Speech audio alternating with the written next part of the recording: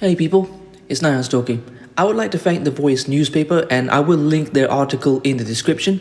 This is from the Jamaican Observer though. Jamaican ganja farmers outraged after license granted to import Canadian herb. Kingston, Jamaica. Some local ganja farmers are fuming over reports that a license has been granted to a company to import Canadian cannabis into Jamaica. Speaking inside the Jamaican Cannabis Industry Forum WhatsApp group, President of the Jamaican Cannabis License Association, Rear Admiral Hardley Lewin, asked growers to figuratively holster their weapons and keep their powder dry, noting that the Cannabis Licensing Authority, CLA, was aware of the ire created within the local industry following the latest development. I learned and later confirmed that the CLA board has approved the importation of ganja into Jamaica from Canada. A licensee applied for and was granted the necessary permits. I will not fault the licensee, but I find it disturbing and indeed scandalous that we could allow imports from a state to which we cannot export. Wow.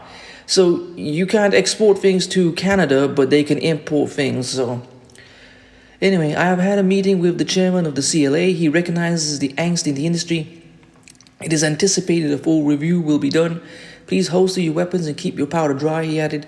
Lewin, speaking exclusively with Observer Online, confirmed that he was in fact the individual who had brought news of the recently granted license to the attention of the industry stakeholders. I brought this to the attention of our members of the industry and also to the CLA who confirmed it.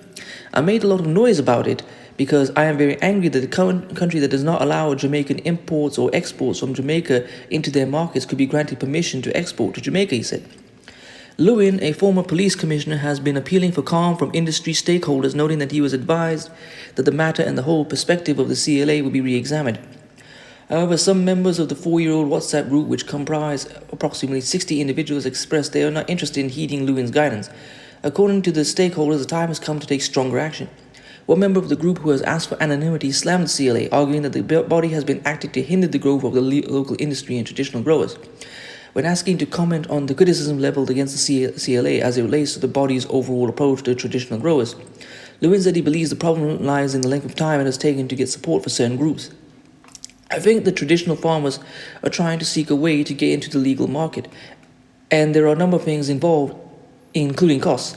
And I know the CLA has been working on that, what they call a transitional arrangement, which is in draft, and we even commented on it. So what the problem is that we have not seen the draft arrangement comes to fruition. But also they should know that there are a number of things available to small farmers like deferment of certain fees and so on in order to encourage them. But this transitional arrangement was meant for them to get into the market and transit them into getting a license of their own. It's a work in progress. You will obviously have to find out from the CLA where they have reached with that, but it's been very slow in coming and there are many challenges within the industry. Part 2, Section 4 of the Dangerous Drugs Act allows for the importation of ganja, noting that such importation license could be granted by the CLA to the holder of a valid cultivator's license, processing license, retail license, or research and development license. A duly accredited tertiary institution or government entity is authorized by the authority to provide analytical service in respect of ganja to ensure product safety and compliance with local and international quality standards, is also eligible to be granted an import permit according to the law.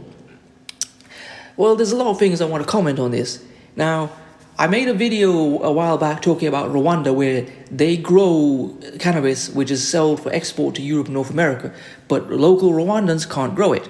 And I want to say, for all the FBA ADOS who keep talking about the differences, do you notice how all the countries seem to have a similar situation?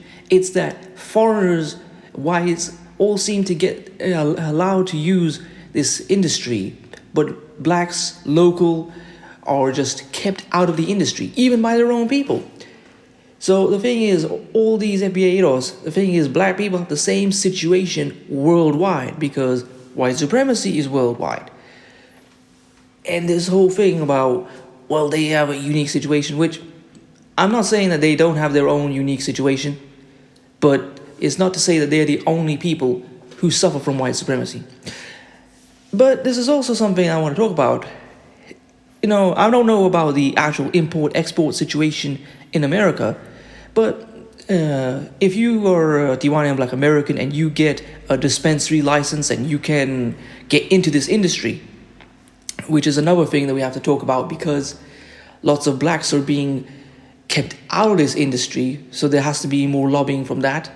I mean, on that regard. But if you do manage to get one, assuming that you do, this could be something that you could do. Like for all these passport bros talking about traveling, perhaps travel to Jamaica, meet up with some local growers, and import some of this to these legal dispensaries and make business arrangements.